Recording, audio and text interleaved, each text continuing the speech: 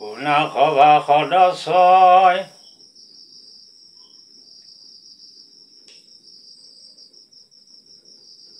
The Bluetooth device is ready to pair.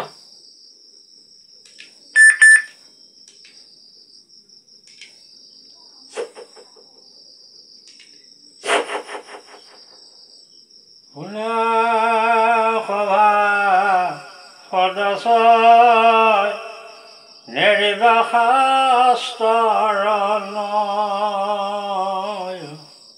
Hari গুণ ভাগৱত সাৰ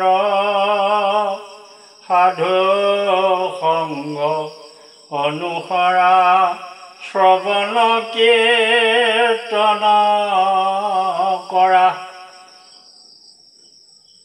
অপৰিহৰা পাখণ্ড আচাৰ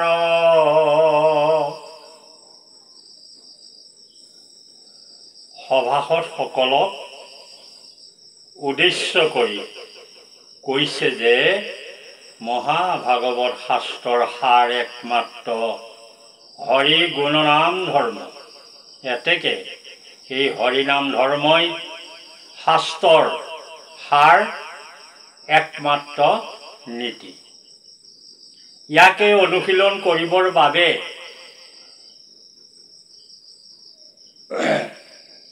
জীৱই সৎসংগ অনুসৰণ কৰি শ্ৰৱণ কীৰ্তন কৰি থাকিলে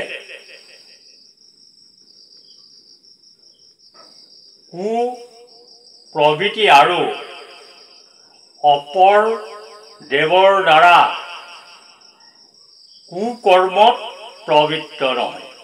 যিবিলাক আচৰণ শাস্ত্ৰই পাখণ্ড আচাৰ বুলি কৈছে, এই আচাৰ পশুতুল্য।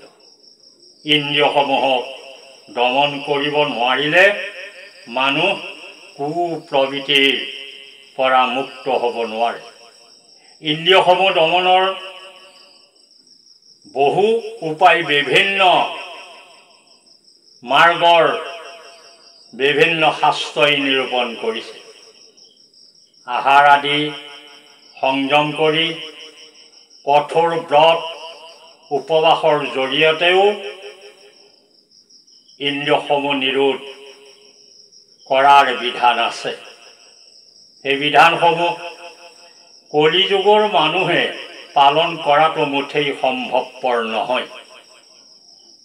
একমাত্ৰ সাধু সংগত থাকি সাধুৰ উপদেশ পালন কৰি হৰি কীৰ্তন অনুশীলন কৰি থাকিলেই হৰিৰ কৃপাৰ বলে জীৱই সকলো ইন্দ্ৰিয় বৃত্তি জয় কৰিব পাৰে বুলি ভাগৱত শাস্ত্ৰই সিদ্ধান্ত দিছে।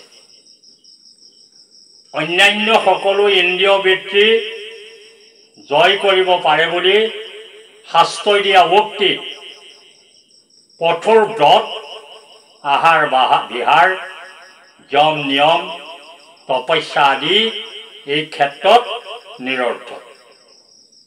কঠোৰ ব্ৰত আহাৰ আদি ত্যাগৰ এক মাত্ৰা আছে। বিশ্বামিত্ৰ, পৰাশৰ আদি ব্ৰতী আৰু সংযমী মুনিসকলেই ইন্দ্ৰিয় বৃত্তি জয় কৰিব পৰা নাছিল। কামিনীসকলৰ সুললিত পদ্ম বদনে তেওঁলোককো ধৈৰ্যচ্যুত কৰিছিল। সেয়ে ভাগৱত শাস্ত্ৰই সিদ্ধান্ত দিছে,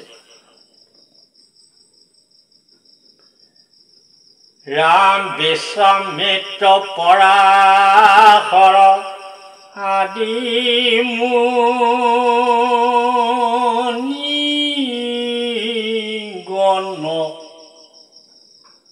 জলবায়ু পত্ৰ মাত্ৰ কৰন্ত ভোজন কামিনীগণৰ মুখ পদ্ম সুললিত দেখি তাৰা খব ভৈল কামে বিপৰীত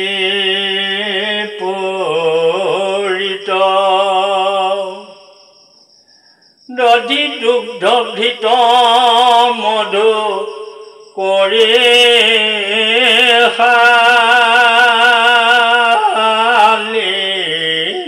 অন্ন প্ৰবন্ধিয়া প্ৰতিনিতে ভুঞ্জে যিটো জন অসিওজনে পাৰে যদি ইন্দ্ৰিয় জিনিতে মিল্যগিৰি পাৰে তেনে সাগৰ তৰিতে ইন্দ্ৰিয়ক জিনি মাৰ আছে যাৰ মতি সততে কৰিলে যত্ন সন্তৰ সংগতি শ্ৰৱণ কীৰ্তন মাত্ৰ কৰিবে কৃষ্ণৰ ইন্দ্ৰিয়ক জিনি হৈবে কৃতাৰ্থ নৰ সাধুসংগ অনুসৰণ ব্যতিৰেকে কঠোৰ ব্ৰত উপবাসেৰে ইন্দ্ৰিয় দমন কৰিবলৈ কৰা প্ৰচেষ্টাক উল্লেখিত পদত হাস্যস্পদ বুলি অভিহিত কৰিছে। একমাত্ৰ সৎসংগ অনুসৰণ কৰি শ্ৰৱণ কীৰ্তন কৰিলেই কৃষ্ণৰ কৃপাত জীৱই পৰম পদ লাভ কৰিব। সৎসংগ আকৌ তিনি প্ৰকাৰৰ, যথা সাধন সৎসংগ, ফল সৎসংগ আৰু সাধৰ্মী সৎসংগ। এই সম্পৰ্কে লিখকে উল্লেখ কৰিছে।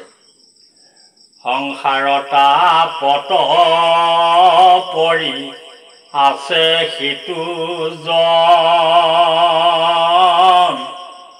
গুৰু বিনে নাহি জানা সংসাৰতৰ যদি কোনো জনে গুৰু পদ সেৱয়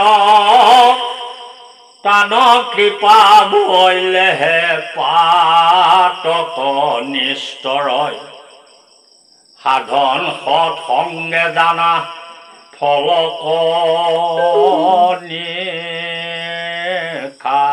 নিখানে তেবে সে জানিবে ফল সৎসংগ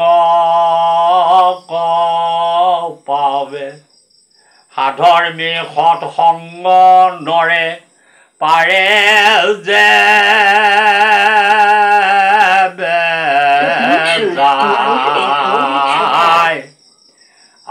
তিনি সৎসংগ ভাবে কহি বুজায় প্ৰথমে গুৰুক জীৱাজনে চিনা হয় সাধন সৎসংগ গুৰু তাহাক কহয় ফল সৎসংগৰ আদি জানিবা শংকৰ গুৰু ৰূপ ধৰি আইলা প্ৰভু গদাধৰ একান্ত ভকত হব সাধৰ্মী সৎসংগ সেৱা কৰি তা সম্ভাৰ মাগ আমি সংগ উপদেশ দাতা সাধুজন জীৱৰ প্ৰথম সৎসংগ। তেওঁৰ যোগেদি জীৱই পৰম গুৰু শ্ৰীমন্ত শংকৰক ফল সৎসংগ স্বৰূপে লাভ কৰে। গুৰুজনৰ প্ৰতি থকা ঐকান্তিক ভক্তি, শ্ৰদ্ধা আৰু সেৱাৰ ফলত জীৱক সাধু হয় আৰু সাধু সংগ লাভ কৰে।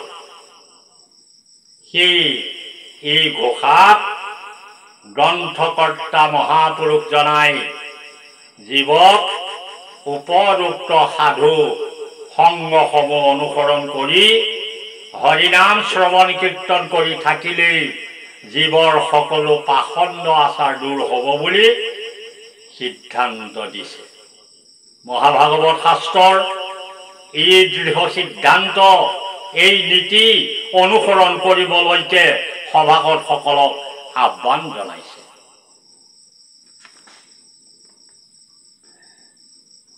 ৰাম